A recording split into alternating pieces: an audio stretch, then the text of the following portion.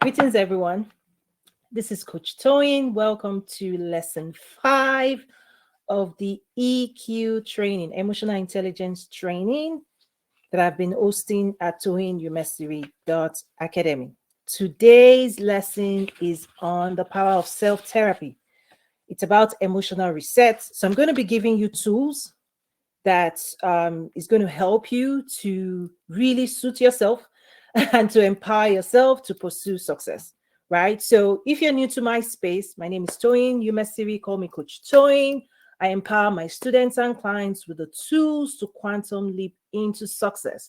Both the Entrepreneurs Academy and the Quantum Leap programs collectively help you to accelerate your journey to success and business growth. Okay, so we cover inner work, mindset work, spirituality, right? Emotional intelligence, and then technical business skills, marketing, branding, sales, on and on, the 360. So my school, TOYINUMESIRI.ACADEMY, covers it all, right? Because it's about accelerating our journey to success. So I empower you with the skills to help you do that inner work for growth. Today is very exciting for me. I'm very, very excited about what I'm covering today. It's very, very deep. And it builds on the first 4 lessons, particularly the one from last week, where I taught how to master emotions and feelings. Okay, so we are building on that. Emotions and feelings. I shared the differences. I gave you framework, how to take your power back. Okay, so I'm starting today self-therapy with emotional regulation.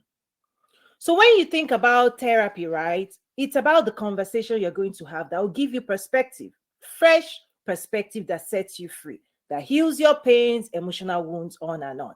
Now, there are clinical side where you have to seek help. So let me say seek clinical, technical help. But this is for everyday self-therapy.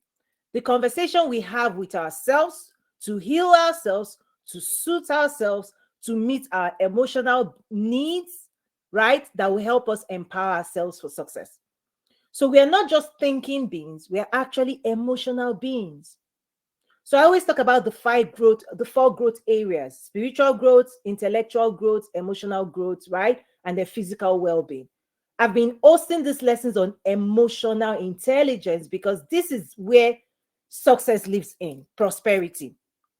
The more you ascend, the more success you desire, you will have to expand your capacity because you'll be under more pressure. So as an entrepreneur, as a business owner, the moment you start ascending to more influence, more power, more leadership, you will not just have to deal with your own emotions. Now you need skills to deal with the emotions of the people you're in relationship with life. Okay? So the first thing I'm going to give you the skill on is what I call establish your baseline. Okay, the first thing is to establish your baseline. Okay, because you need to decide what wellness, what emotional wellness looks like for you. That's your baseline. This is who I am. This is how I want to feel. I want to be at peace. I want to be rested. You have to establish your baseline, right? What makes you happy? How you feel when you feel well. When you are happy, content, fulfilled with your life, what does that mean? Because many people have forgotten. Many people have been living in survival for way too long, and now you don't know what well-being is, emotional regulation. So that's the first assignment. There are so many things I'm going to share today. So welcome, everyone. Greetings to you all. Feel free to drop comments. Listen, it's a party. It's a party. You know why? Beneath all of this, your heart holds your wealth, prosperity. And if we don't deal with all the emotional stuff, your wealth is buried under all this work. Right? Freedom to pursue success. The reason you're not pursuing success, the reason you're not becoming is because of lack of the skill. It's not just intellectual. Listen, you can access any type of information, all kinds of information in the world today. You can type Google and say how to do this, how to do that, how to lose weight, how to find a husband. You can swipe left, you can swipe. Listen, the technical skills, the technical tools for technical job. Listen, it's available. What's missing is EQ, emotional intelligence, how to motivate ourselves, how to heal ourselves, how to feel well, feel better with the life we're living, with the people we're doing life with, whether it's business partners, right? So this pertains to both life and business. Okay, so I'm already excited. I'm already excited because listen, this is life changing, completely life changing. Now, if you need clinical help, please seek, right?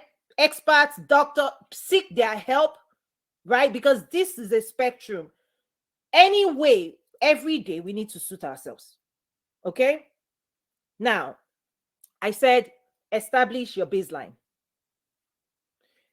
And then the reason I said establish your baseline is because you're going to act like a thermostat. Okay? Does everybody know thermostat? What maintains the temperature in your house? So if you decide that you want your house to be at 69 degrees, 70 degrees, you're going to set your thermostat to 70 degrees so that no matter what the weather outside is, it will always maintain the temperature you set it at. So if it needs to kick in and blow more air, it will do that. If it needs to blow less, it will do that to keep that regulation. So your baseline, think of it as your thermostat. I want my house to be the ideal temperature for my house is 70 degrees. Right? The way I feel happy when I'm in my good, normal state of being, I'm happy, I'm content, I'm fulfilled, on and on and on. Write that down. That's your baseline. You're programming your system to say, this is how I want to feel. This is the control. If you don't set yourself, what happens is the temperature outside will be your temperature. If you don't have your thermostat, listen, if you go out and you forget to set your thermostat, when you come back in, your house will be too cold or too hot. Why? The house will be the temperature of the external factors take over. Emotional intelligence.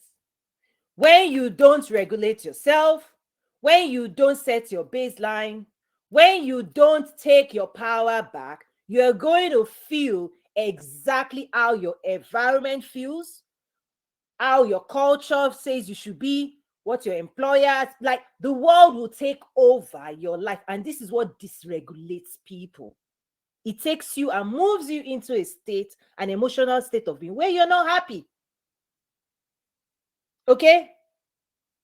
Where you're not happy because now you've lost power. You don't know what really your baseline is.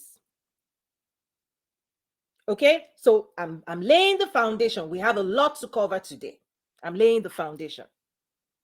So the first thing is, who am I? What does it feel like to be me? Right? Your emotional house. What's the ideal temperature that makes you feel good? Feel well in your own body. Right? That's your house. That's where you live in your body, right? Your mind, your body, your emotions. That's it. That's all you've got. That's what's most important. How you feel with yourself, with life. Now, the skill and the tools I'm giving you today is making sure you have the power to bring yourself back to your baseline whenever you are dysregulated. Okay, so first, okay, understand what your baseline is, what feels good with you, what makes you happy, who you are, right? Self-discovery. That's one. I've already laid the foundation, given other tools. This is lesson 5. So we are building on previous sessions. If you've never taken any of my class, you want to go take those classes. They will change your life. We're building on them, going to next level. You want to set your thermostat at your baseline. And what the thermostat does, really, it brings, no matter the conditions outside, okay, whether it's cold, whether it's too hot, whatever the conditions outside, your thermostat will reset itself. This is the power you have. Now, lesson 4, I covered emotions and feelings and how you influence, right, your feelings. Emotions. So I explained that emotions, if you're in the cold, you will experience the cold. If somebody is angry with you, you will experience it. But the power you have is that emotions come and fade away. They are not lasting. The choices you make, the stories you tell yourself, that's what lasts and that's what stays with you. That's what makes you feel the way you're feeling. So if you're anxious, if you're angry, if you're upset, what made you, what triggered you has come and gone, right? What the experience has come and gone. Emotions, they in the moment can be painful or pleasant, right? Depending on if it's positive, negative, right? Destructive, constructive, right? The emotion, the experience come and go. What stays behind is out of the stories and your conclusion about what happened. That's what brings more pain. So the control is making sure that you learn how to, in a way, endure or allow emotions to come and pass, and then make sure your story about what happened is healing to your system. That's lesson 4. I just gave you like a summary of that. If you've not taken it, you need to go down. There are lots of more tools in lesson 4. Lesson 5 is then saying, if you know that to be true, if you've mastered by the power of emotions and feelings, if you know that to be true, this is how you now use it to regulate yourself, to bring yourself back. Okay. Hi, Chisholm. Welcome. Greetings, right? So I know you've taken, I saw your message, you've taken lesson 4. So we're building on it. Super excited. So if you know lesson 4 to be true, this is how emotions and feelings work. Now, using that knowledge, you build on it to regulate yourself. So remember, I said your thermostat, if you want your house to be 70% or 69% or 72%, you set it as the baseline, and that thermostat is the governance. It takes power to say, if it's cold out there, crank up the heat, make me warm, make the house warmer. If it's hot out there, blow the wind, blow the cold, bring me back. And so this is how we regulate our emotions, right? So next, again, when I'm teaching, I build on. You want to understand the base, and then we build on that. So now that you know dysregulation, regulation, okay? Dysregulation, regulation. Whenever experiences, now, when I say experiences, again, in lesson 4, I explained that. Whenever you experience something that shifts us out of the ideal state of wellness. Again, whenever you experience a person, a place, whatever, information, news, something that moves you away from your peace of mind, your state of well-being, somebody upsets you, somebody did something, somebody said something, the government said something, you read something in the news, you scrolled past something that disturbed you. Okay.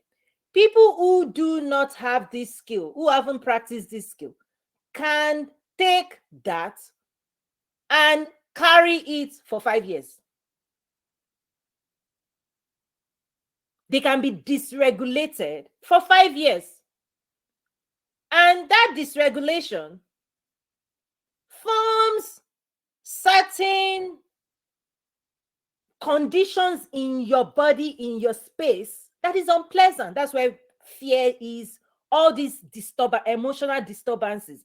When you move away from your place of peace and happiness, what comes in will be doubt, fear. You open the door for anger, all of this, all the stuff you do not like, anxiety, depression, is a dysregulation. You've been shifted away from your ideal, right, temperature that you set in your thermostat.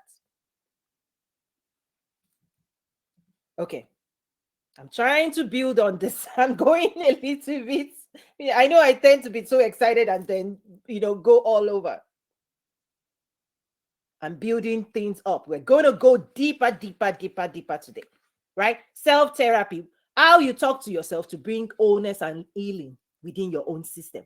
Now, if it's clinical, please seek clinical help. Some people need to be medicated because there's some chemicals their body may not be able to produce, on and on and on, because emotion is a chemical reaction in your body. And it's controlled by your mind.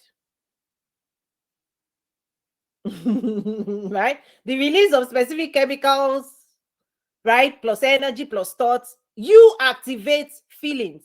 Your system is in charge of this.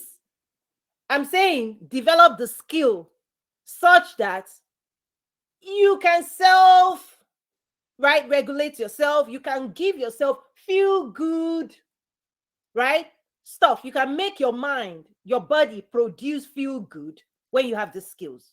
You can make yourself happy when you want to be happy. Nothing can stop you from being happy. You can think happy thoughts and totally smile and shift yourself. But it's a skill. It's a skill. So when you go through, and if you guys have questions, type it. If you want to come up, come in. If you want to go deeper, come in. I'll do that in this session. Typically, I just go into training, but this is very practical because I'm going to share with you. Part of self-therapy is self-expression. You have to learn how to talk, whether in written form or verbal form or thinking. You have to, in a way, you have to hear you have to hear yourself, and you have to see your own thoughts. I'll get into that, but let's keep building it. Okay. Set your thermostat. What's your baseline? What does it feel like to be in a place of peace, well-being? Because that's where creativity is.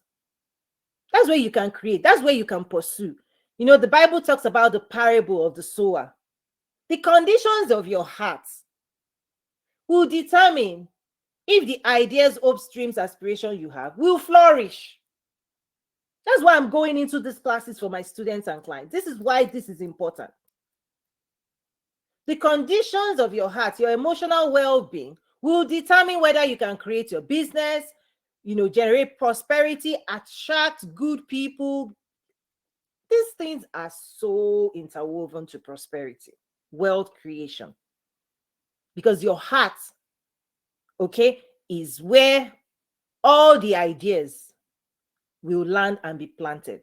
And so if your heart, like the Bible talks about, there are different conditions of hearts that cannot receive or cannot manifest, right? It's not that God's word is not potent enough, is not pregnant enough to give you success, well-being, prosperity. Listen, the word of God, listen, it will not return back to him void. But if it meets a heart that is troubled, a heart that is dysregulated, that doubts, that is fearful, that is restless, that has been disturbed, it doesn't work. I'm giving you the tools right now to say, when you know that this is how you ought to feel, this is what I want, this is how I want to feel, I want to be at peace, I want to, right? But here's the key. Every single day, you might hear something, see something, right, that takes you off. The power to bring yourself back, thermostats. The temperature outside can be 0 or negative. But you see, in this house, this is the control you have. You tell yourself, in this house, in me, within me, I'm not going where everybody's going. I'm not going where the temperature outside is trying to take the whole world. If you step outside without protection, you will freeze. If there's a heat wave and the temperature is 100, 120, and you don't set your thermostat, you will experience exactly what the weather report is.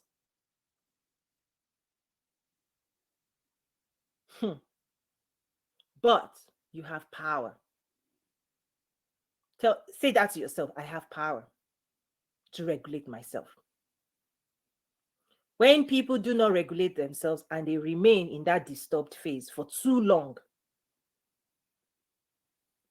they take on an identity that is so far away from the rest, peace, calm, joy, all of the goodness that we all want. The key is why. Why do people stay dysregulated? Many of it is that when you don't take responsibility for your own regulation, people will tend to say, oh, you did this to me. The government is the reason why. They tend to blame the weather outside for their conditions inside. Right? It's your boss, it's your spouse, it's them, it's them. They made you, they put you into this condition. Fine, they may have triggered it, but who is responsible for bringing you back to your baseline? It's you. And if you refuse to bring yourself back to a place of well-being, you will continue to live in the state of those conditions. They have moved on. In fact, the weather outside, if it's cold, there's nothing you can do to the cold. It has its seasons. You cannot tell the cold to move. You cannot change the weather. You have no control over external factor, but you can control the internal state of being as the temperature outside shifts. You cannot control people. You cannot control the government. You cannot control your boss. You cannot control your spouse. You cannot control everybody else. You cannot control the cold or heat. You cannot control the sun, moon, the rotation of the earth. You can't control. You don't have that control. But one thing you have control is your own internal thermostat. That's the power of emotional regulation, emotional therapy, self-therapy. Making sure that the conversation you're having yourself to bring yourself back to a place of regulation, a state of well-being, that power is in your hands. Don't give it away. When you give it away, you will hear people complain, whine, like procrastinate, doubt, lack of confidence, limited belief. Is that you are feeling certain thoughts that have shifted you, because for you to be motivated, listen, when you are happy, you'll be motivated. When you are content, you'll be motivated. When you are at peace, you'll be motivated. You will do what you need to do when you are rested. When you bring yourself back. Listen, if it's cold in your house, everybody will be bundling up. You can't focus, you can't eat, you can't play, you can't, right? Until the temperature suits you. So let me keep moving on. Hope this makes sense. Let me move on. Okay? When you are not happy or at peace, your job is to bring yourself back to your baseline.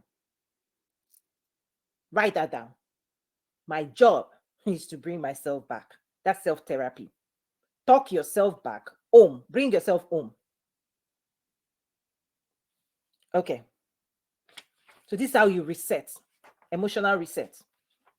The thermostat will reset and say, okay, the temperature outside is trying to take me to 65. 69, 70. Let's put in more heat. These are the conversations you're going to have. You bring yourself back. Now, in order to do everything I just said, I'm going to tell you what you need. I'm going to tell you 5 things you need to do this work. You know, it's easy for us to go into theory. You know, it's easy for people to just tell you, oh, it's easy. Just do this. Just do that. I get it.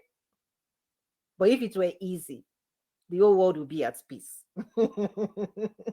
It's not easy. So I'm going to tell you 5 powerful things you need to work on that will help you regulate yourself back. Okay, are you ready? You need to take notes. Number 1, self-respect. Okay, self-respect. Only people who respect themselves will do this work. Those who have been used to abuse, emotional abuse, you've been beaten down, beaten down, beaten down. If you don't pick yourself back, if you don't look at yourself and say, no, I deserve better.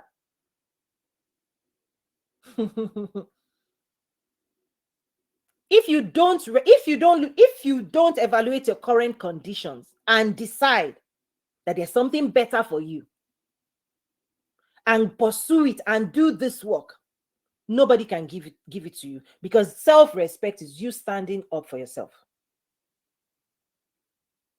You see, the prodigal son can be dysregulated and move far further away from well-being, wealth, prosperity, success, where he was in charge, the son of a mighty, wealthy, great man on the land. Little choices every day, over years, he spent this, spend that. He found himself. Now, these are Bible, right? Spiritual psychology. They are woven into all of these things because you have to have a solid belief system, okay, to anchor your life upon. I use faith-based spiritual, Christian faith-based principles. This is the anchor for my programs. So this is not towing. I'm teaching you how to use spirituality, emotional intelligence, energy management to build your life. These are the tools, okay? So one of the tools is belief system. Oh, okay, excuse me.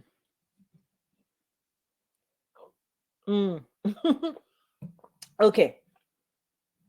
The prodigal son in the Bible was placed in a place of wealth, well-being, happy. That was his regulation.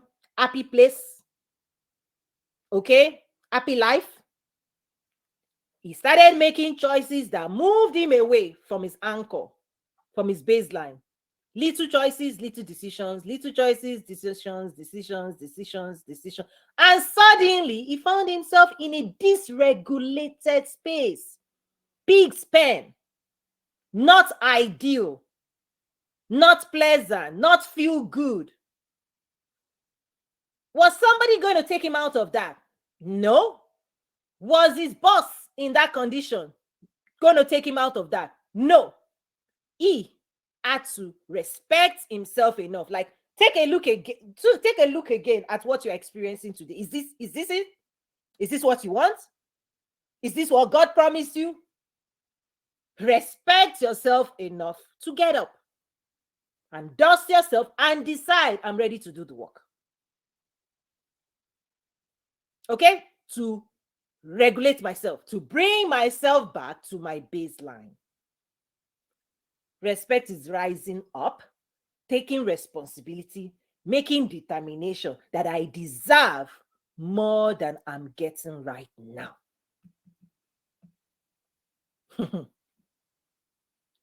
If you don't do that, some people will, this, another narrative, that. Is your mom when you were young? Is your father? They did this to you. Listen, you can come up with stories and remain in a condition. It doesn't mean it's going to change. Complaining is complacency. You can complain all you want. You are complacent. You are agreeing to remain in that condition. You want to lose weight? Respect yourself enough to do the work.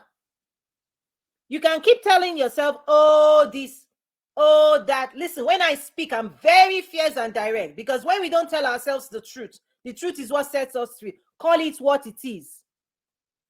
Respect, self-respect is required to regulate ourselves. We must desire something better for ourselves than we are getting right now and realize we are responsible. This is about adulting, emotional maturity. You see, a child that is 5-year-old, that is 2-year-old, that is 1-year-old may continue to cry. Why? Because they are not in control. Other people have responsibility for regulating them. You see, when a child is pinched, dysregulated, the child doesn't have the capacity, maturity, skills, tenacity, rigor, experience, respect, right? Strength to regulate themselves. So what? Adults will do it for the child. Stop crying. It's okay. What do you want? Food, right? We'll feed the child, change the diaper, and then we'll sing for the child. I'm saying, you reparent yourself. You are now the one to do it to yourself. When you are dysregulated, sing to yourself. If you need to dance, dance.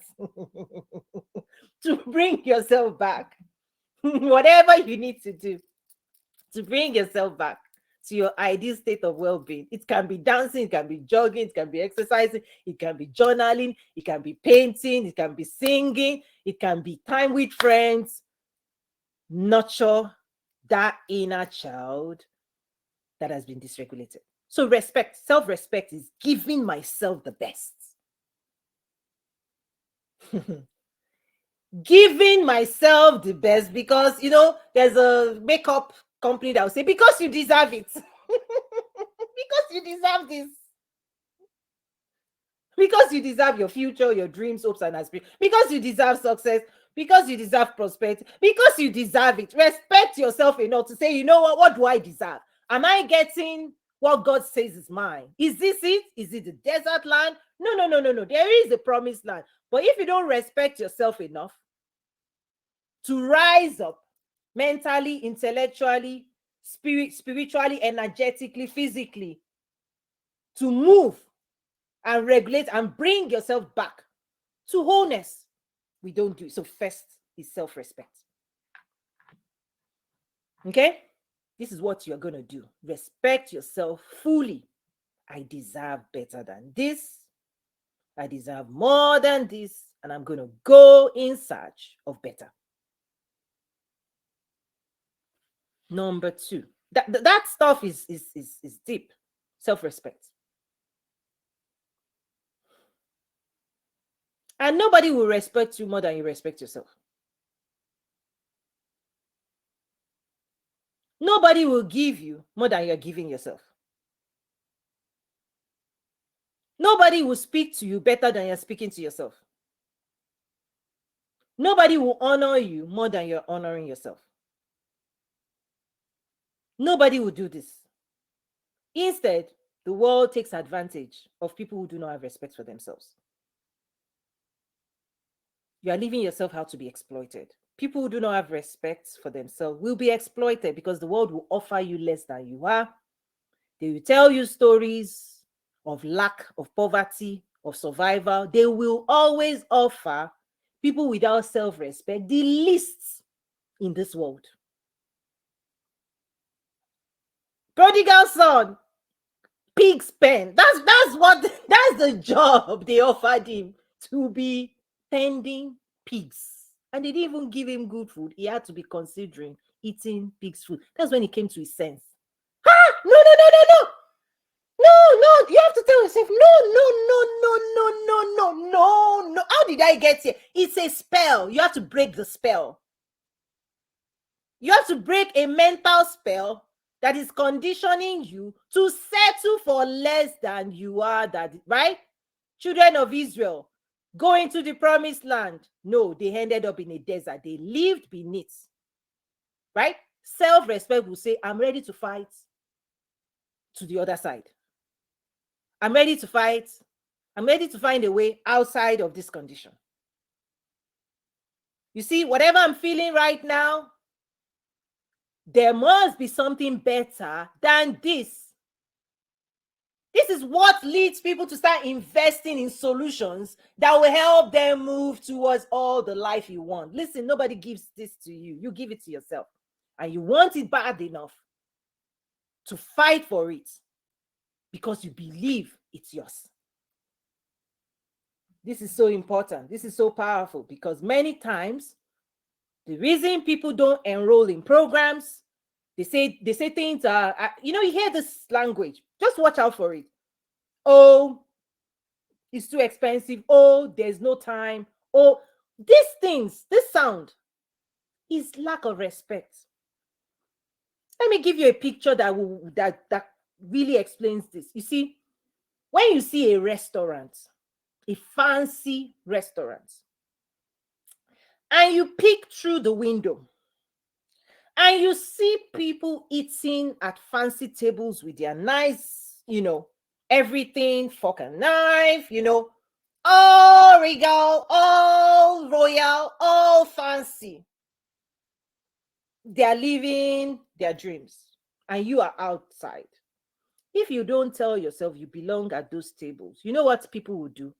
They will go and be picking meals in the garbage, the leftover, right?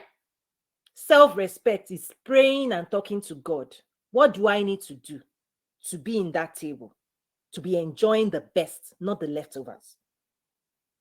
It's a mindset, because many people now are satisfied with leftovers, droppings from the floor, cheap things, charity. Self-respect is saying, whatever it will cost me to belong in the rooms and to go to the places, to be treated with excellence and respect. You see, the respect you give yourself will earn you a seat at the table where other people will respect you. Let me say that again. Let me drum it home. When you respect yourself, to invest in yourself, you see, when the prodigal son got back home, people now celebrated him. If he did not celebrate himself, nobody's celebrating him. If you don't position yourself in the places and dimensions where people are honored, respected, gifted, and you position yourself outside of the restaurant, listen, there's no waiter coming to give you nice things outside of the restaurant. The best things are for those who enter in, right? Protocol of success. Success has a protocol. Prosperity has a protocol. If you come in not dressed well, not thinking right, not emotionally well, you miss all the amazing things that life gives to those who have done this inner work. Yes, life gives. Listen, when you carry yourself and you believe in yourself and you show up to some places, I say, because I deserve it. You don't just deserve makeup or consumerism. When you are fully loaded, this is why the Bible says, find a man with gifts, skilled. He will stand before kings, not mere men. Skills, this type of skills, it catapults. That's why I say quantum leap. Quantum leap. When you do this work, you respect yourself, you become respectable. You don't respect yourself, you're like, oh, this, oh, that. People will disrespect you simply because you are disrespect. You are putting yourself in positions that attracts disrespect. Don't do that. If people invite you to disrespectable places, don't go. Regulate yourself back to, I'm respectable. I deserve the best. I'm going to work for the best because I'm the best. Talk to yourself. Regulate yourself back. You're the child of God. You're a queen, you're a princess, you're a king. Respect, have that understanding, carry yourself as such, and you see the world respond to you. Okay, I think I've beaten that one down. It's so important. So I'm sharing 5 things now you need. Okay, number 2, self-expression. Self-expression. Many people come from cultures, okay, and nurturing that are stalling and muted your power to express how you feel, what's going on within you. For self-therapy, you will talk. You will hear. You will blow wind into whatever is inside you. Because there are many thoughts that needs to find a way out of your system. When people don't talk, they drown in thoughts. Depression is the worst case, right? That's the part. When people don't talk, when they get weighed down by negativity, thoughts, ideas, energy that will drown, takes people to the bottom. These are real things. Self-therapy is how you drag yourself back out. How you talk yourself out of, right? You talk yourself off the ledge of giving up. You talk yourself out of self-doubt. You talk yourself out of limitation.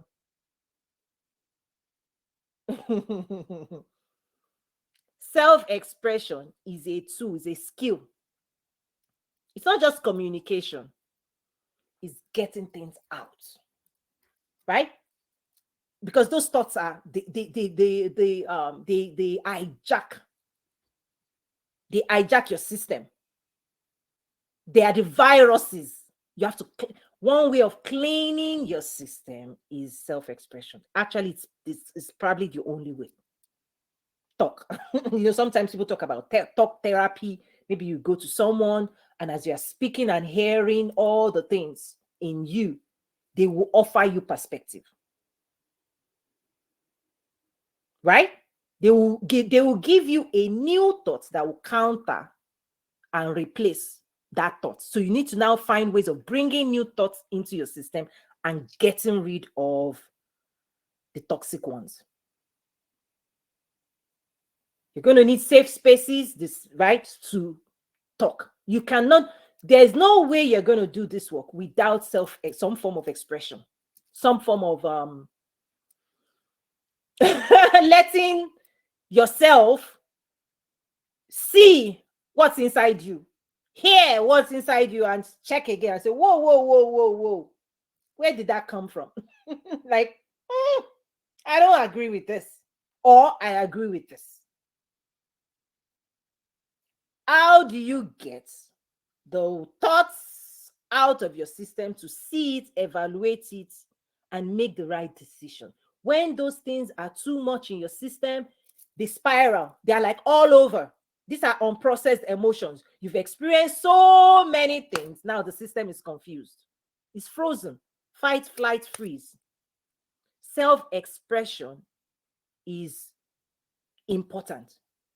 This is the whole point of therapy, right? You go in, you talk. Whew. Just even talking, you might stand up and not even need, just getting it out of your system might just even heal you already. Because thoughts are everywhere. Let me say this. You see, this universe, this world as it's designed, is powered by words. Words and energy. Let me put the two together. Okay? Spirit and life. The words I speak to you, they are spirit and life. You see, these words, this world, words are everywhere. Technology picks it up, translates it, right? Your cell phone, right? This medium, right? The reason you're able to see, hear what I'm sharing is because my words are traveling. Technology captures the words, encodes it, transfers it, and wherever you are physically, it appears on your platform, on the technology platform. So words travel, thoughts travel, images travel. We are living in a world where thoughts are everywhere. It's in the air, right? When we think about music, sound waves, okay? As I'm speaking, the words I'm speaking, they're transferred by energy. If somebody captures, right? If I put a recorder next to me, everything I'm speaking, the receiver will capture it, translate it, store it. Your system is a receiver of thoughts, energy. And when words has been spoken around you, you are a receiver and a giver. And your system transmits and transcodes, interprets, and then translates and expresses.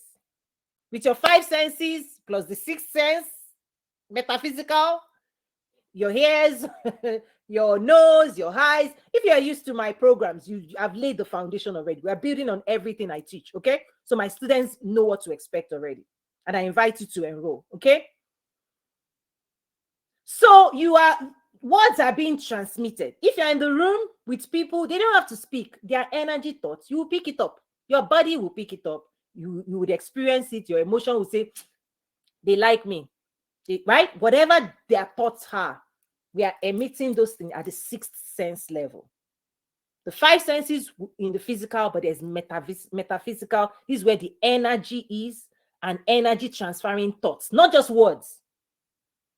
You can pick up words through the physical hearing. You can hear people. You can read their mouth if you can read their mouth. Micro expression, you can read body language.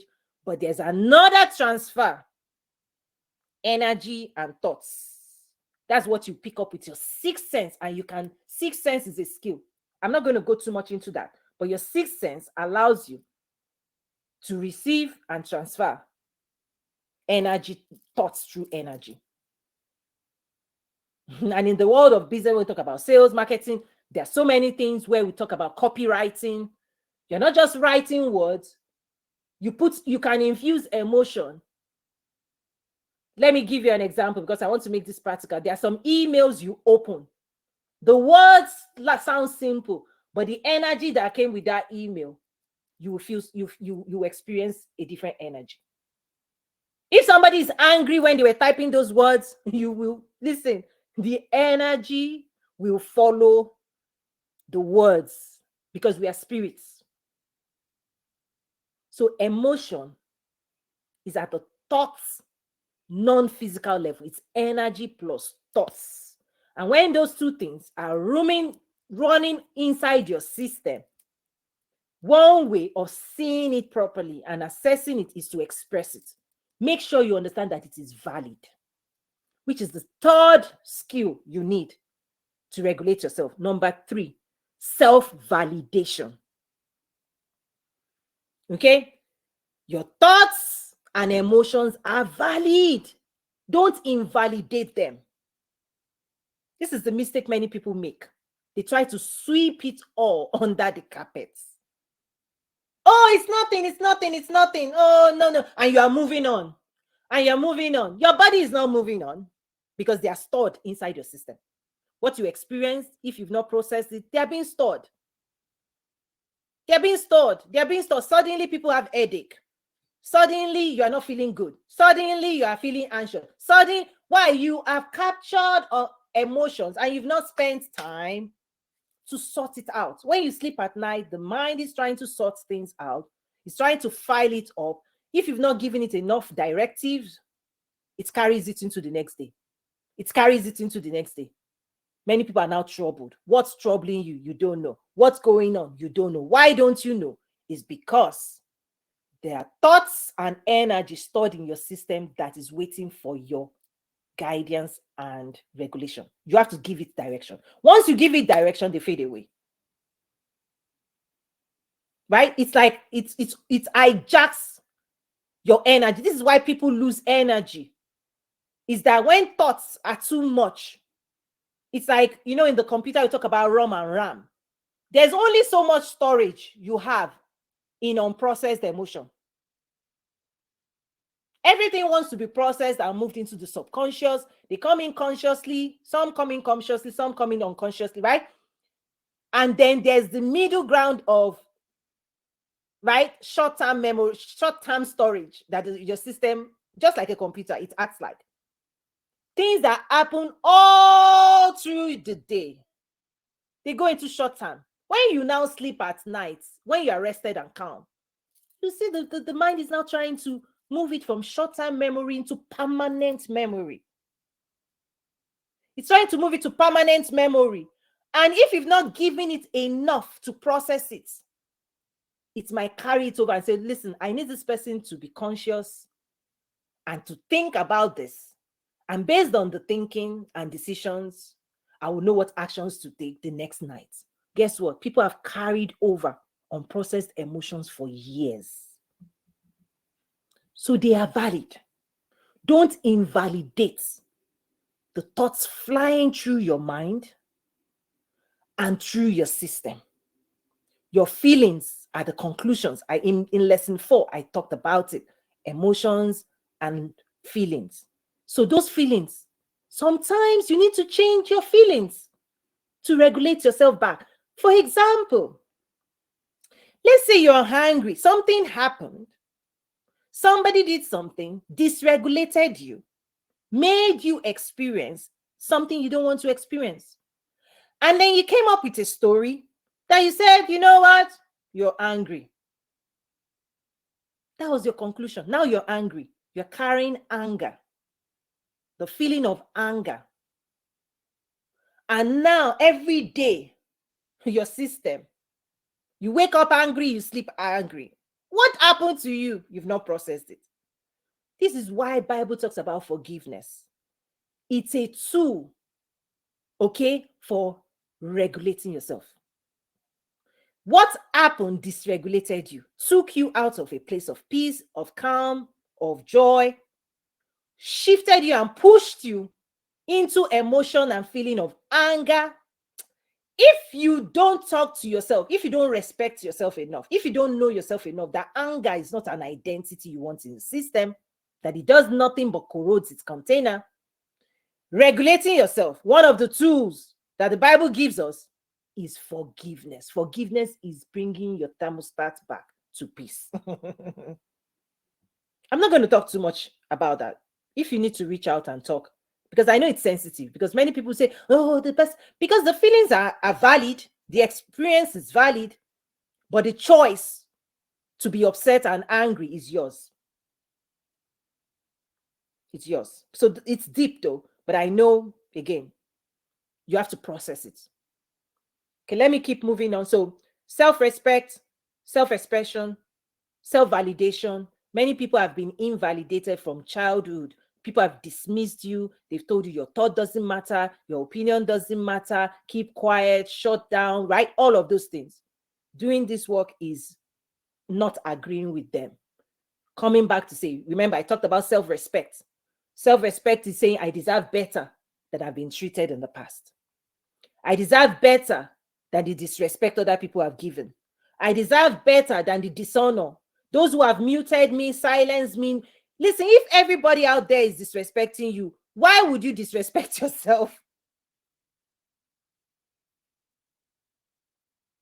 If everybody has offered you their worst, why would you take that on and repeat the language of your abuser? Self-respect is, don't use the same whip that life is beating you to beat yourself. If it's cold outside, do something about it. Regulate yourself back home. Forgive, let go, and then take power to say, you know what, no matter what they've done, I choose to be at peace. I choose to enjoy life. I choose to be happy. I choose to have fun. I choose to eat good food, dress well, be happy, to laugh. Right? I choose not to remain in the conditions of my perpetrators. I choose not to make their emotions permanently mine. I choose not to be angry like them. I choose not to be disrespectful like them. I choose not to be dishonorable like them. I choose not to stay in the conditions they brought to my doorstep. If cold shows up in your doorstep, close the door. Don't open the door to it. And regulate yourself back home. Number 4. Okay, time. This is okay. There's still so much to share, but let's see. I don't want to go to part 2 again. This is lesson 5, so I don't want to break it down. But let me keep going. If you have questions, comments, drop it. Replay. This class is the replay. Everything will be available in my school, TOYINUMESIRI.ACADEMY. The Quantum Leap program and the Entrepreneurs Academy, they are tools for helping you really quantum leap, right, into success. I equip my students and my clients with those tools. We have to do this work. We have to do this work. Prosperity is here. The question is, are you opening the door to the wrong things? There are some things you need to close the door to, and then open the door to prosperity, wellness, well-being, right? These are the tools. We have to give this to ourselves. Okay, number 4, self-reflection. Self-reflection.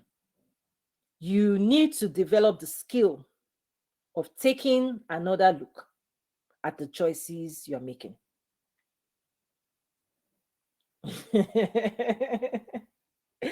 Because many people have told themselves that they are the best thing since sliced bread.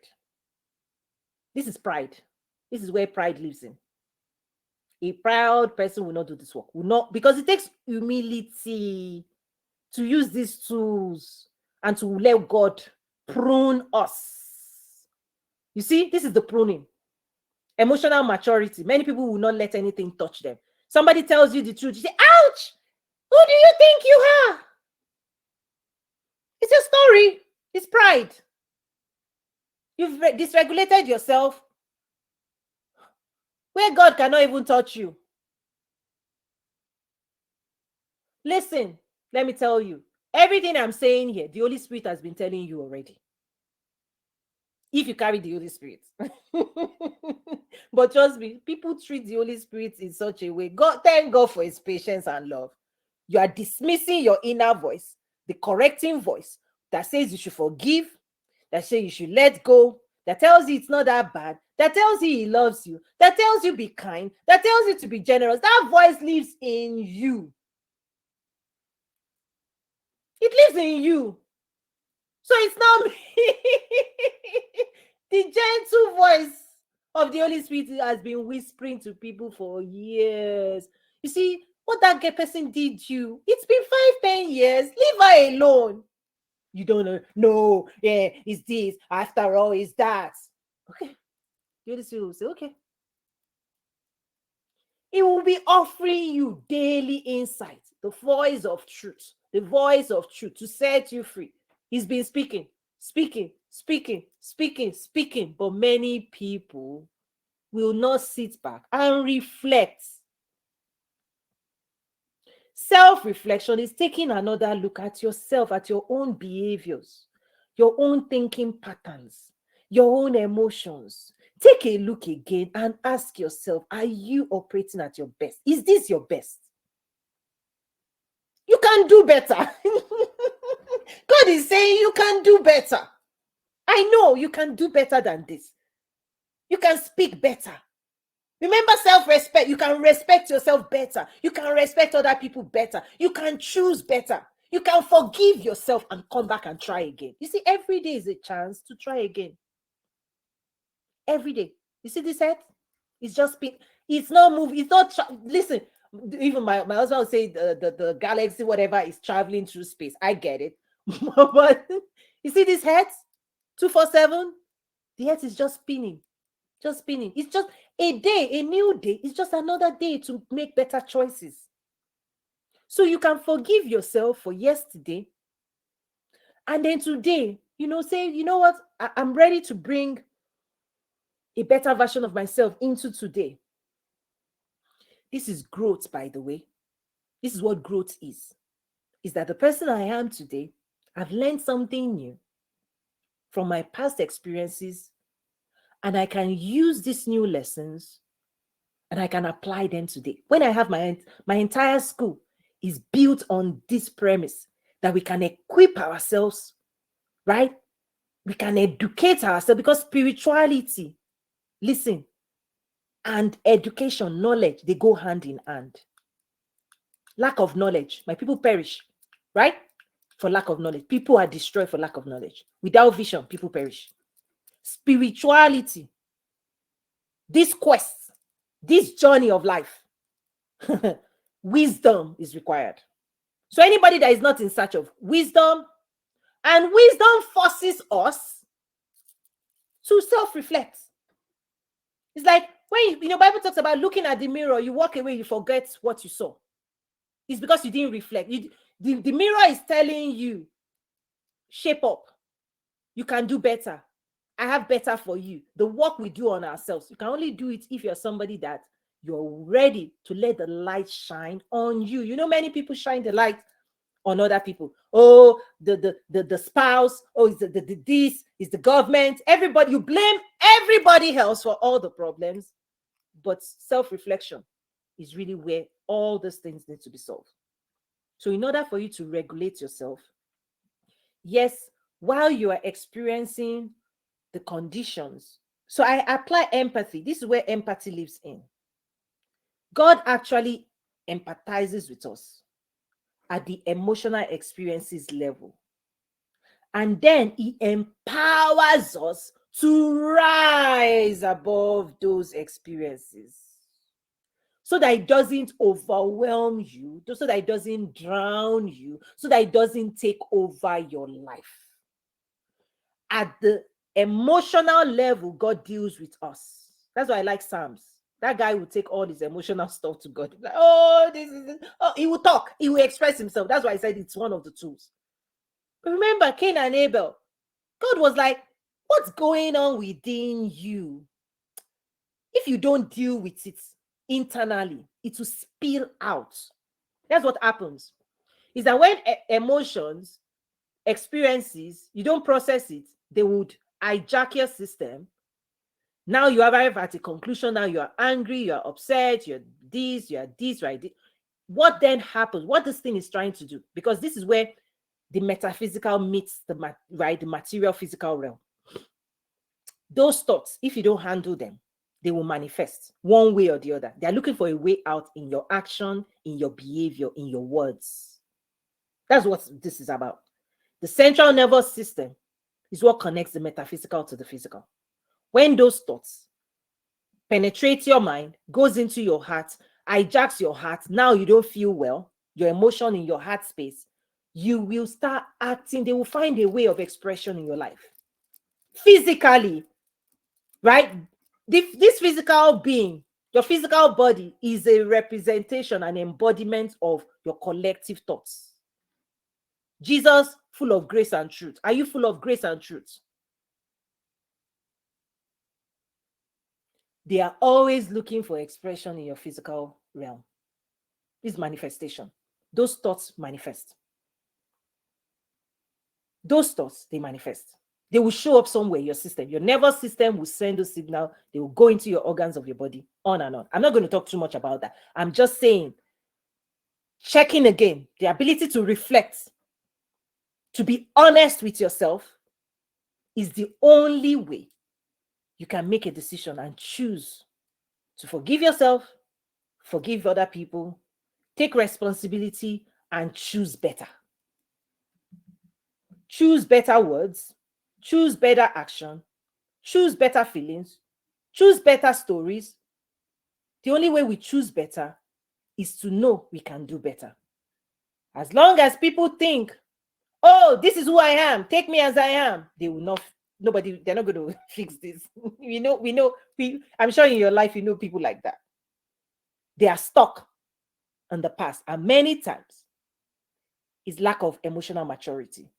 People might be stuck in terms of how they've always managed expressions as a 10-year-old. So this is the danger, not doing this work. What usually happens is the opinions and the way people process things today, those things were shaped when they were 5, 6, 7, when they were not empowered, when they were disempowered and dysregulated, and they didn't have the power to say no, to express themselves, to choose to regulate themselves. So they made conclusions about life. 5, 6, 7. This is when habits are formed, identities are formed psychologically. Who you are, formed, shaped. 7. That's why they say train up a child in the way you should go. Some people have been trained. If you were raised and you are part of a culture that mutes you, they've dysregulated you. At 7, you became quiet. Oh, I don't talk, I'm shy. You've taken on an identity at 7. This is why you have to help your children learn how to express themselves, regulate themselves, so that in adulthood, they don't face all these things. The skills to regulate, to forgive. They are skills to forgive, to let go, to renew ourselves, to move into a new day, feeling fresh, whole, not carrying the baggage of yesterday, because you are carrying all your past that you've not dealt with in your system. The past, present, and future, they all collide. They're all in one place in you right now. Past experiences are stored as memories. Sometimes those memories flash up, they dysregulate you, right? So there are fresh experiences for each day, right? But memories can dysregulate you as well. You remember something, it just comes up, bubbles up. In fact, when you start doing this work, let me tell you, when you start going through my classes and doing this work, the past will be colliding a lot. When you get the skills, they say when the student is ready, teacher appears, right? One of the things, the outcomes of going through these programs and equipping, once you have the tools to confront your past, more of it will be showing up. They are there, remission, stored, because you swept it up, or you swept it in, you covered it up. So consciously, you may not be thinking about it, but your body has all those memories. The moment you mature, you develop these skills, you're ready to take it on, they're likely to reappear and surface again and give you another chance. It might even feel fresh. When those memory comes, they might trigger you again emotionally. You might get angry again, but realize that now that you have the tools, you can confront them again. They might be from 10, 5, 15 years old. You remember injustice again. They've been in your system, corroding your system. God is giving you another chance to delete them. Now you have the tools to say, you know what? I can think different about this. That person probably was also immature. Let me forgive that person. The moment you make new choices, those things they lose their power over you. So this is advanced stuff. Okay, they're advanced, but again, self-reflection is taking another look at how we are thinking, how we're feeling, the choices we're making, how we're behaving, and then ask ourselves, can God help me do better? Is this the best of me? Right? And it takes surrender. Right? We have to surrender. We have to be open for correction, for God to show us the truth. It's like, the light shining brighter and brighter. The word of the light of God is a lamp unto my feet and a light unto my path. Maybe you've been roaming in the dark before, lost everywhere, right? Emotional chaos, right? If your people are angry, you are angry. They're happy, like they've been, right? Because as a child, the environment regulates you. In a way, we regulate ourselves. If you hang around a certain type of mindset, eventually you become the same. So now you're the same as your mom, you're the same as your dad. Their identity have rubbed up on you. You are them, they are you. Because you didn't have a choice when you were young, because their imprint is upon your life, their nurturing is upon your life. Emotional maturity is taking a look again and interrogating, wait a minute, habits and behavior. Remember, go back to the baseline. At the beginning, I said establish your baseline. If you were raised by somebody that is angry, that does A, B, C, D, but your baseline is saying, no, I'm a woman of peace, I'm a woman of honor, I'm this, I'm that, and that. Self-reflection is, what's the gap? How do you bring yourself out of those conditions and the clause? And it's not overnight. This is, though, giving you the tools and making it valid, encouraging you to do this work. And then number 5 is the same thing I taught about regulation. Regulation now has to do with control. Okay. Control is taking your power back. It's like if somebody has been driving your car, driving your life, driving you into the ditch, or racing, there are some drivers that if you're in their passenger seat, you are like, right? They are moving too fast at a pace. It could be your spouse. The way he talks, the things he does, because you are riding in the car with dysregulated people, dysregulated boss, narcissistic boss. They are dragging your life. They are putting you in the washing machine. I'm very okay. I know I'm an author. I use words to create pictures and images. Yes, I want you to use this thing and remember, like, don't put me in the washing machine. When you're saying, oh my God, bad leadership dysregulates people. Everybody under their influence, their thoughts, words, and action has an effect, positive or negative, on your life. Let me explain that. It's about self-regulation, but I'm also going to put self-control. Okay, next to it. 5, self-regulation is self-control. Self-regulation is self-control. Self-regulation is repeat it. I want you to repeat it. I want you to remember this for life. Self-regulation. Somebody may throw you off. If you remain there, the person who threw you off controlled the outcome of your life. Hear me well. You cannot control other people. If you're with a narcissistic boss, all these things, again, is conditions, right? The weather is cold outside. A cold person is a cold person. A harsh person is a harsh person. An angry person, listen, they have made their choices. You now have your own way to make your own. You are permitted. Remember, self-respect. You are permitted. You have full permission. You don't need anybody's smart. God has already given you permission to be here. Part of that he has given you self-control. But the key is, are you using your own power to control the outcomes of your life? Or somebody else is? Because it's maturity. When a child is at a certain age, you give it car. But before they reach a certain age, you'll be the one driving them all over. This is maturity. Some people have been driving your emotions, influencing you, determining, right? Because they are angry, you are angry. Because they are not dysregulated, you've been dysregulated by your handlers, nurturing, by the culture. You've been in community where people talk anyhow, they say anything, they act anyway, and you've joined them. So you've seen that you are a replica of the people around you.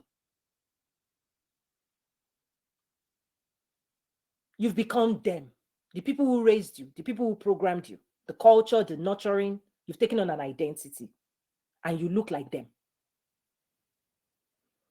Part of maturity, because there are consequences of behaviors, thought, and action, and you live in a realm that has spiritual laws that govern prosperity and poverty.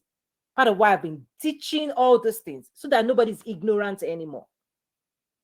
There are spiritual laws many people have been abusing that has consequences. Okay? Self-regulation is self-control, means take your power back. If people have been driving your life in ways that you don't like, see, if you are you can complain. Complaining is complacency. You are still driving. You can be complaining, slow down. You know, you're in the car, driver's side, passenger side, and the person is reckless. You see, you are in the hands of a reckless person, spouse. Hey, this, that, and you are complaining.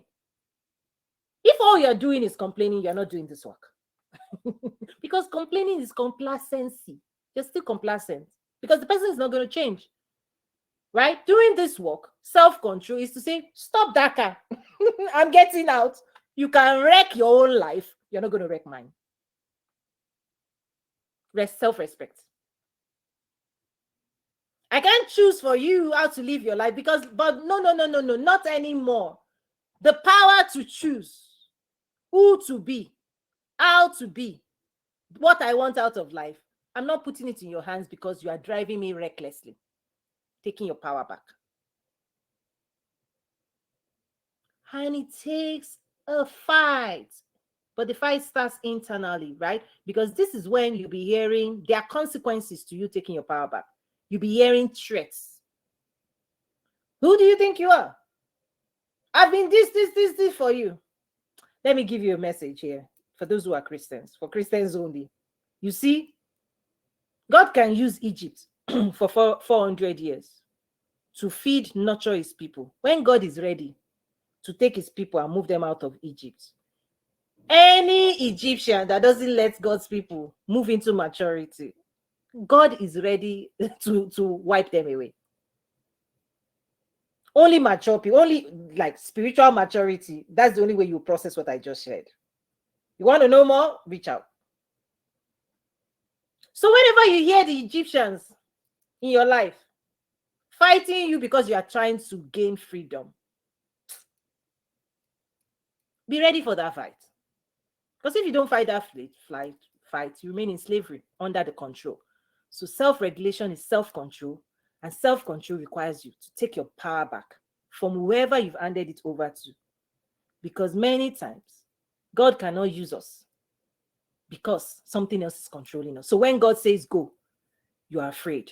God says come, you are complaining. It's because something else is controlling you. Somebody else's thoughts, words, and action has hijacked your own system.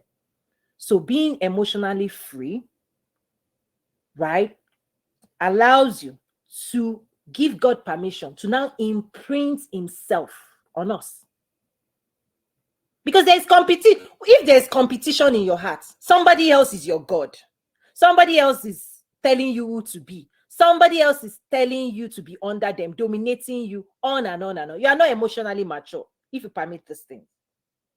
There's a journey you have to go through to rescue yourself to a place where what governs your life are God's thoughts, words towards you. My thoughts towards you are of good, not of evil, thoughts to prosper you and to give you an expected end. That is where well-being and regulation lives in. Your well-being and regulation is required when you believe the right stories and the right voices. There's so much. I may have to come with lesson 6 because I only covered half. I wanted to make sure I go. This is a good place to just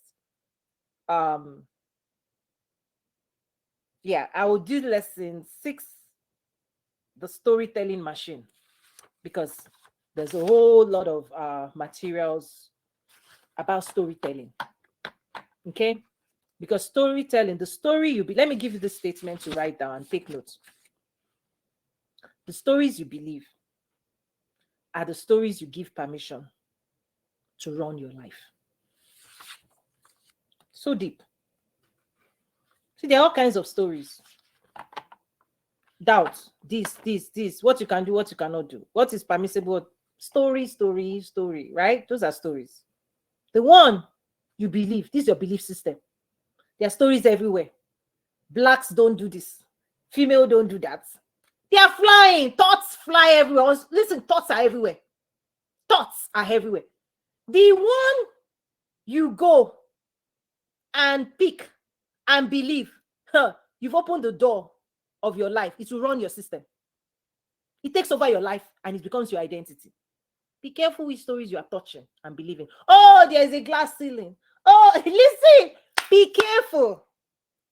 Emotional maturity. Think again about the stories in your system. Lesson 6 will be based on that. Because I thought this has gone a lot, right? Lesson 6 is a whole package. Storytelling. Forgiveness is a story. Unforgiveness is a story. Anger is a story, right? Freedom is a story. Every emotion is backed by thoughts and a story.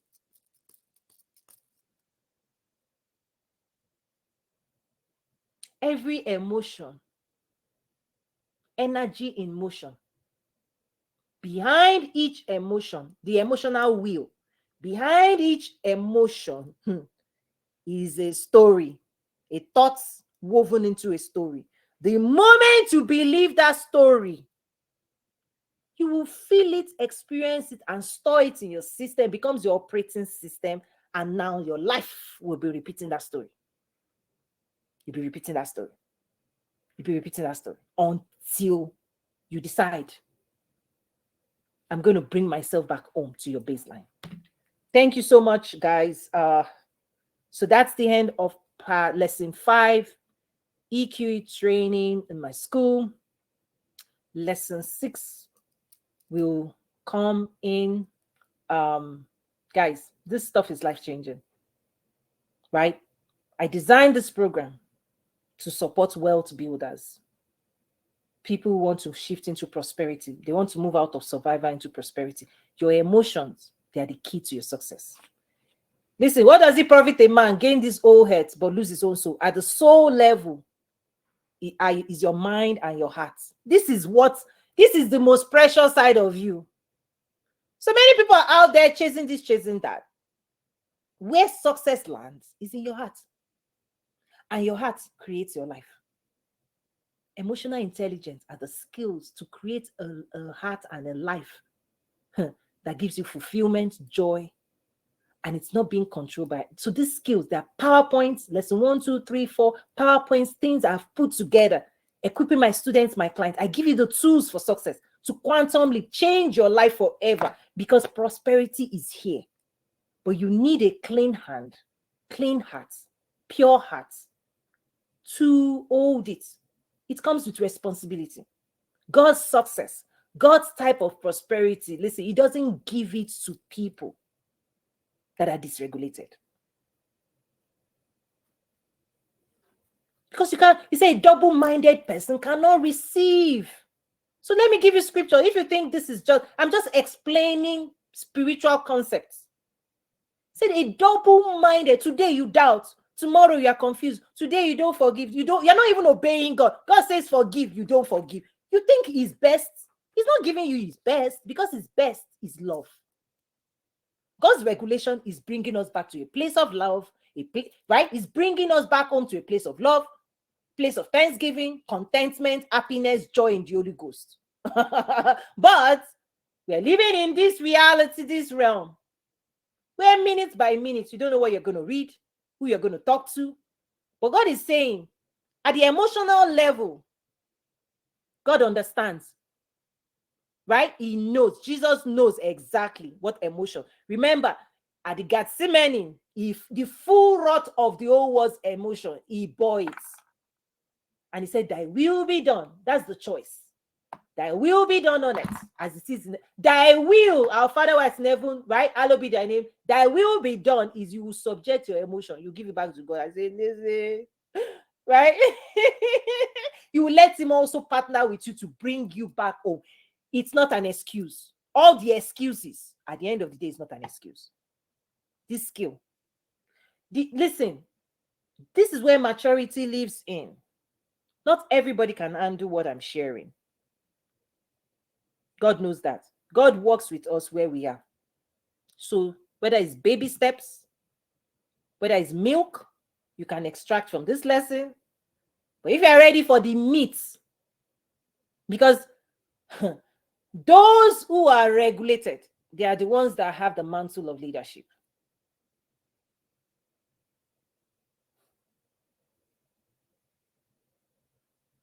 When you finish all of this work, you know what is waiting for you? Success, elevation, ascension.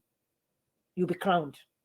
You fight these battles first, internal battles. Because if God gives you what He has for you today, you might wreck. You might, right? A car, you give a car to a thing, you might wreck, you might destroy, right? Success will expose who you are. Will Smith, success will put you on the global stage. And you punch people, disgrace. So the success God has for you, mature hands, emotionally mature hands, right? When children grow, you give them a car, you give them the best of you, all that belongs to them. God doesn't want to keep it away from us. He's just waiting for us. He says, when you're kids, like mature, grow. Let's start handling bigger things in the kingdom, right? Right? More responsibility. Who is found faithful little? More. Being found faithful with your own heart before God can give you other people's hearts. Right? Before God puts you in charge of thousands or millions of people, are you found your own self-management? Grade yourself F or A. Because what you are doing to yourself, you will do to all the relationships around you. We dump our emotion on everyone, one another, when we're in relationships. So this is the foundation of relationship, right? We dump it one on another. Okay? We dump it. So God is saying, can you have shock absorber? Can you absorb some of this weather? It will help you become better parents, better lovers, better bosses. You fall in love with yourself again. Everybody will fall in love with you. You will love yourself. God can use you more. Beautiful things come out of this work. So I encourage you to do this work. Okay, let me see if anybody. I don't. Let me bring you up, Chisom, if you're available. This might be shocking. Like, I know it takes a while to process it. There'll be lesson 6. You know, there's so much. Are you available? Questions? I know people just want to digest, but trust me, remember, self-expression. When you experience certain things, find safe spaces to, because the healing, there's healing in breathing, speaking to ourselves, just like a mom will say, it's okay, it's okay. We suit ourselves when we find a place to be authentic without judgment. Judgment makes us keep it to ourselves. And there's danger in keeping it to yourself. Those things are piling up, piling up, piling up, piling up, piling up. And suddenly people can't move again. They are locked in. So let me know this skill. This is okay. I see someone wants to come up. Greetings. So I'm the lesson is over. So this is after lesson. Yes, how are you?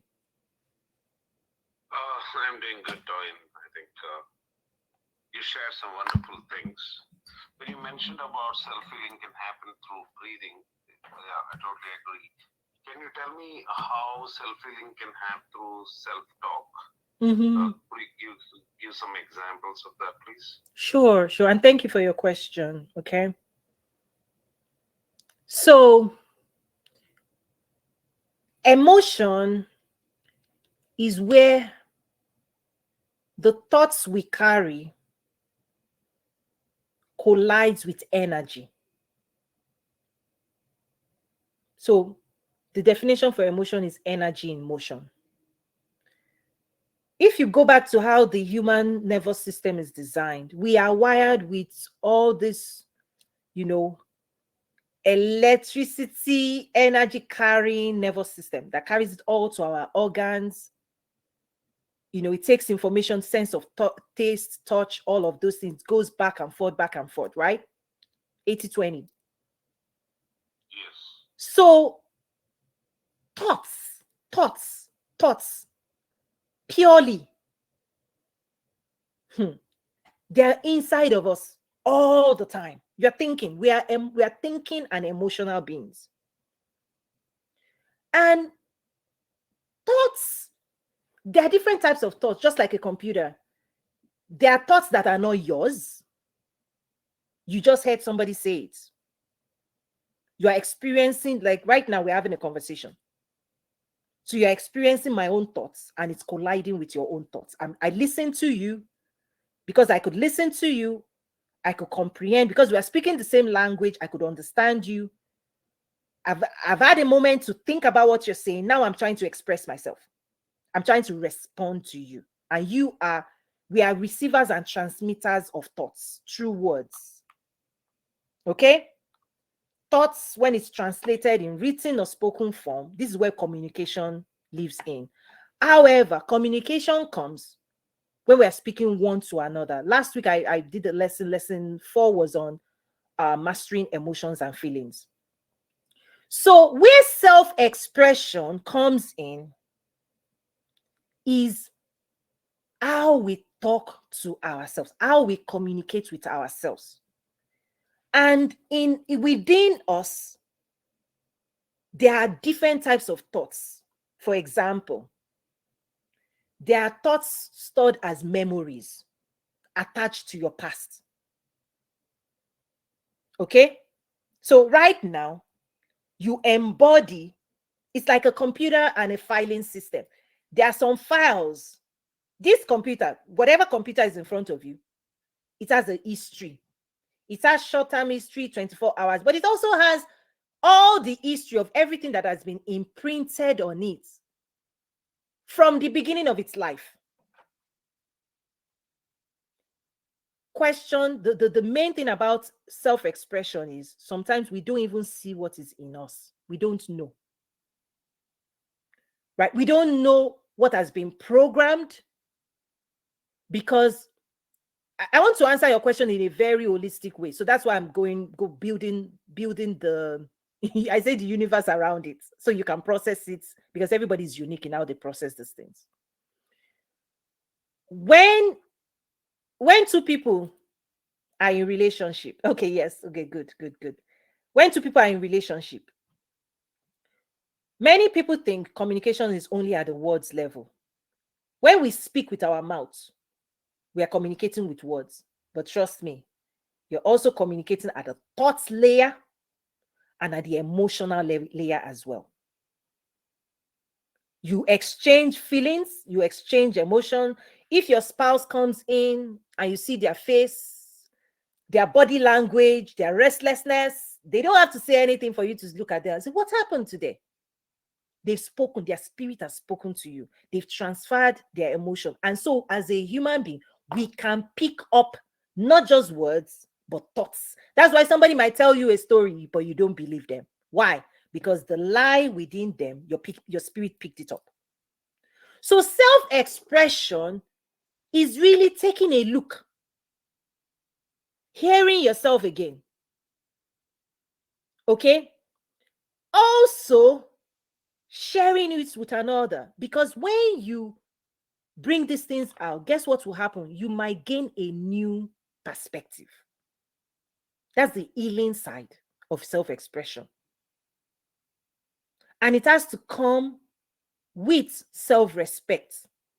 Because many people are closed-minded. One of the things I always say is, it's not my responsibility to open anybody's mind. For you to do this work, you have to open yourself again. But certain people, and pride does this a lot, it locks us up. And that's why even God cannot deal with pride. Because if you are not open to saying, let me take a look again at the way I'm thinking, feeling, my conclusions, and writing is one of those ways. Speaking, just like we're speaking right now, just because you came up and you expressed what you were thinking, the questions in your mind, because life is always a puzzle, a question, equation. We're all looking for to solve the puzzles, right? That's part of this work.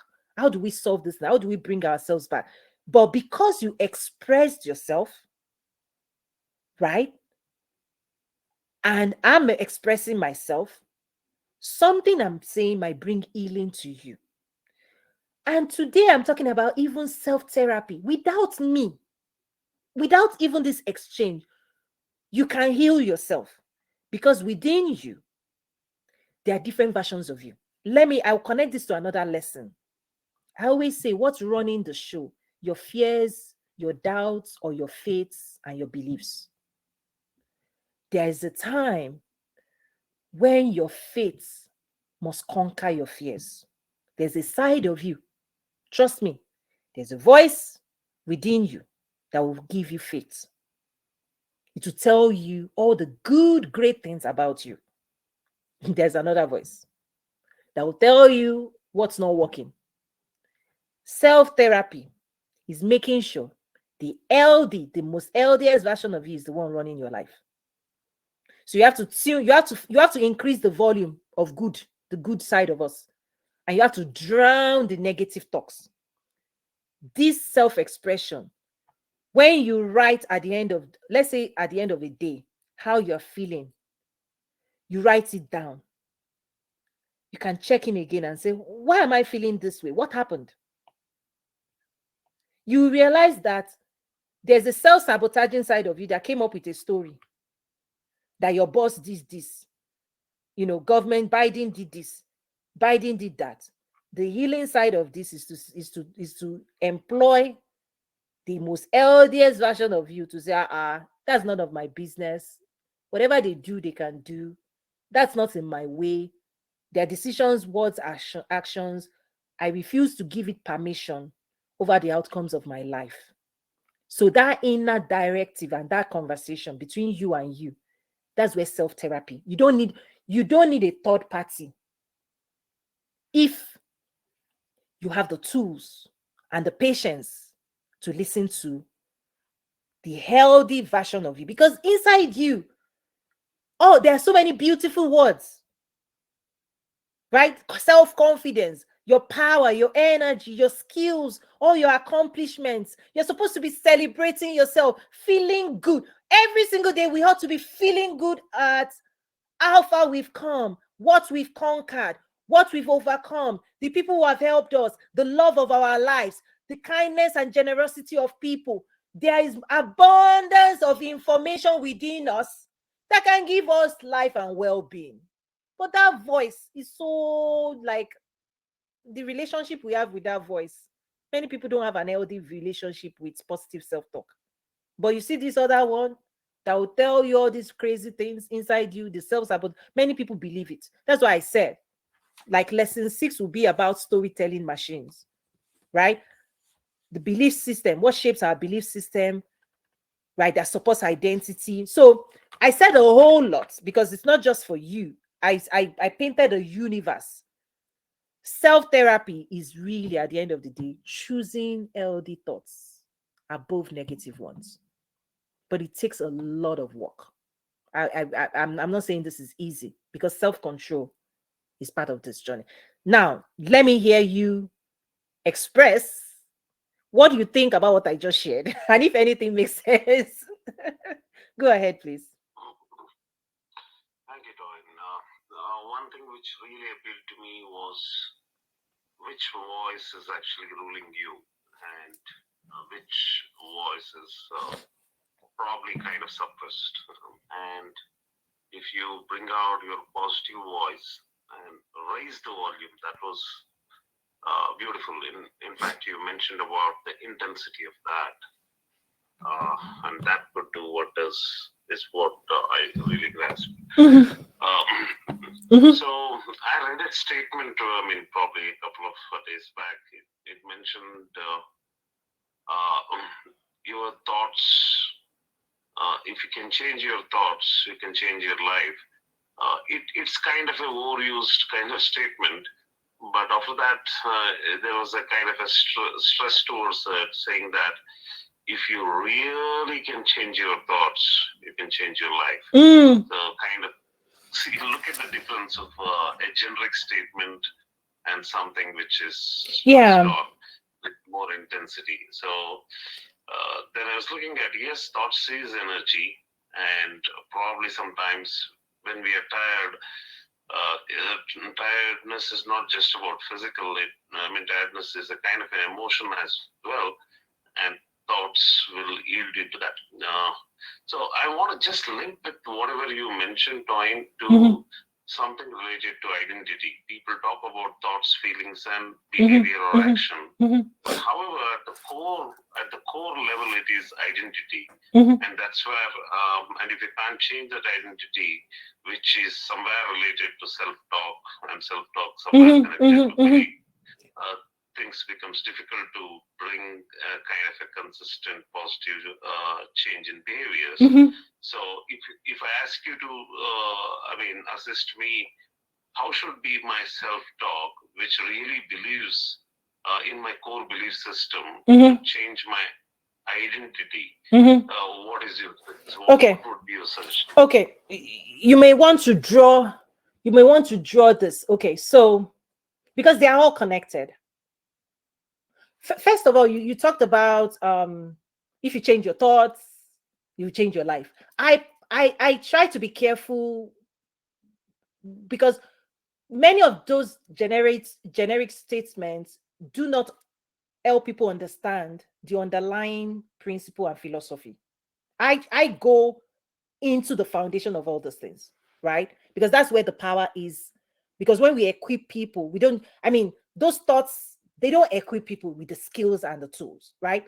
Because really, you are an embodiment of thoughts. That's, it's not just one thought, because your stories, they come out of your embodiment, right? This is why exposing ourselves to new thoughts, new beliefs, new story, it allows, it equips us to come up with better stories. If you expose yourself to toxic thoughts, you see, this system that we all carry, there's really no negativity or positivity. What actually exists is construction and destruction.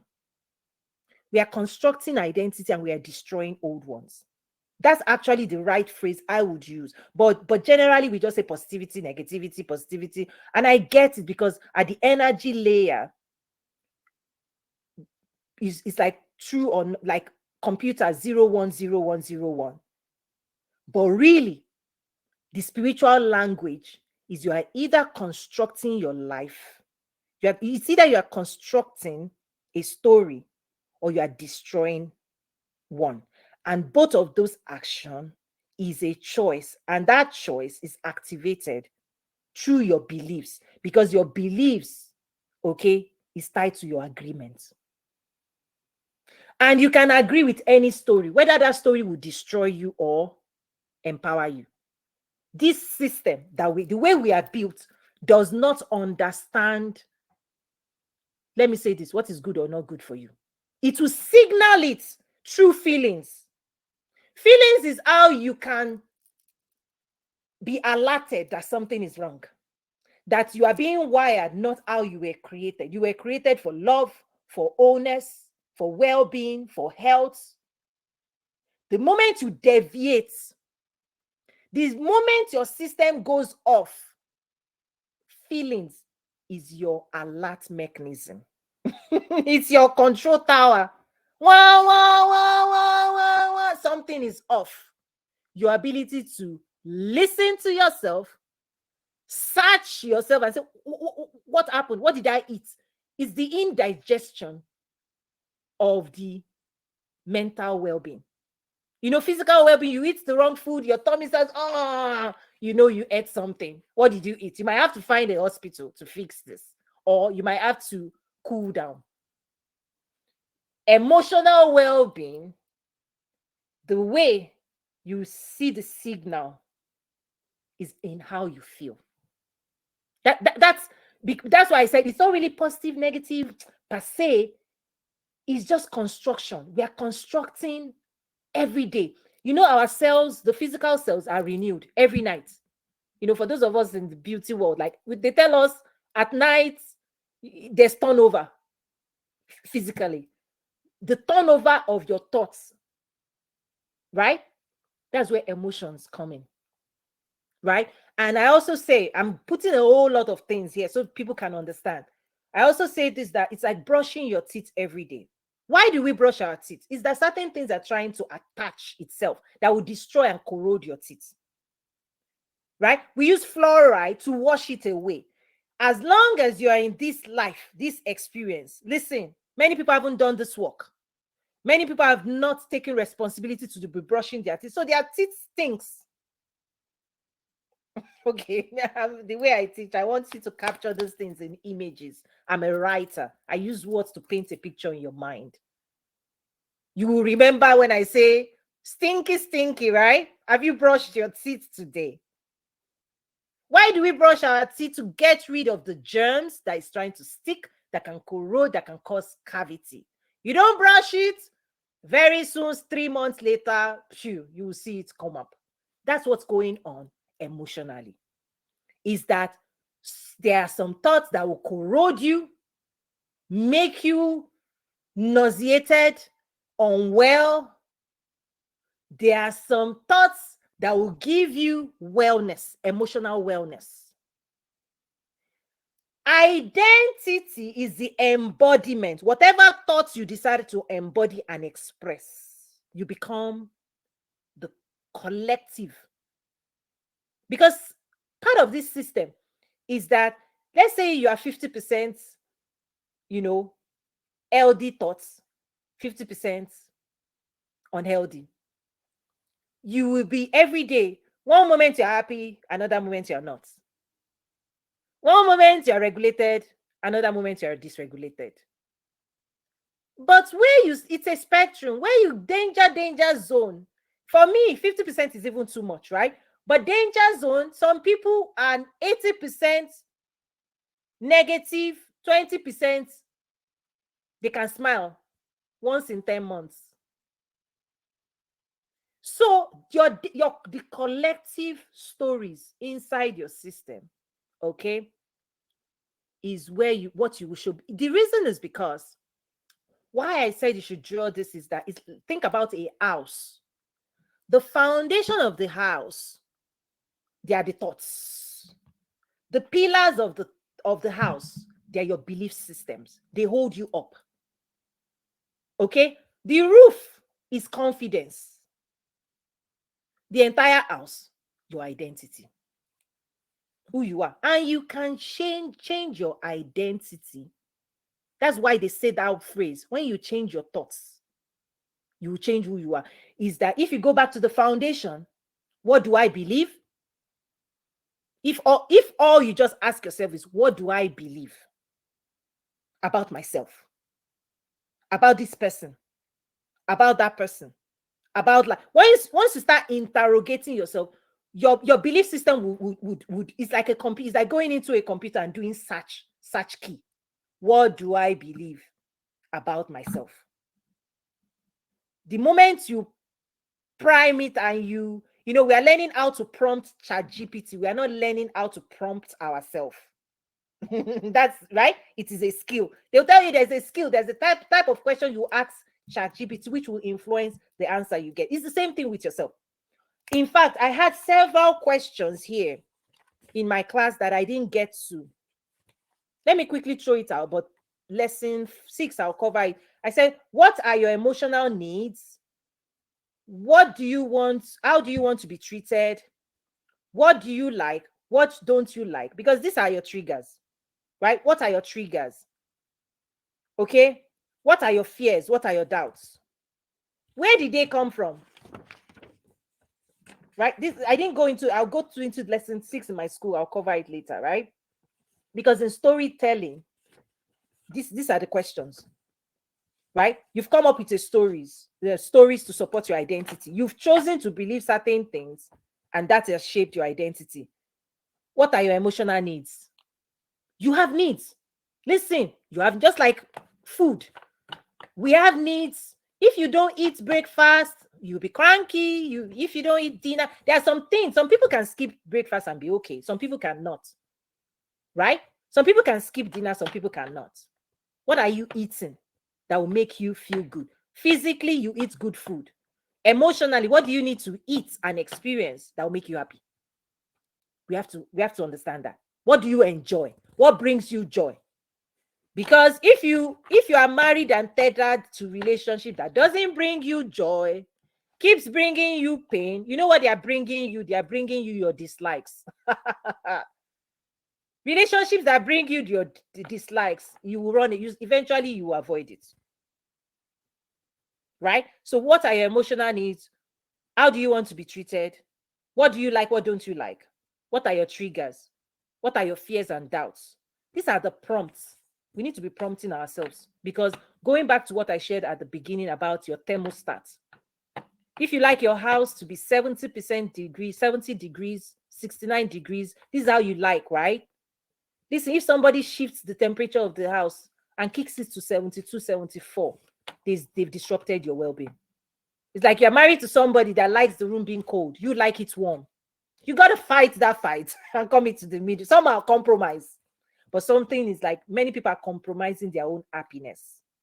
If you have a generous person as your spouse, the person will say, you know what, I'd rather you be happy. You pick your temperature, I will bundle up and make myself happy. Right? I choose to let go. Your choice is important to me. I want you to be happy. So keep the house warm. I might have to do something else, or leave you to this room and go and find my own happiness.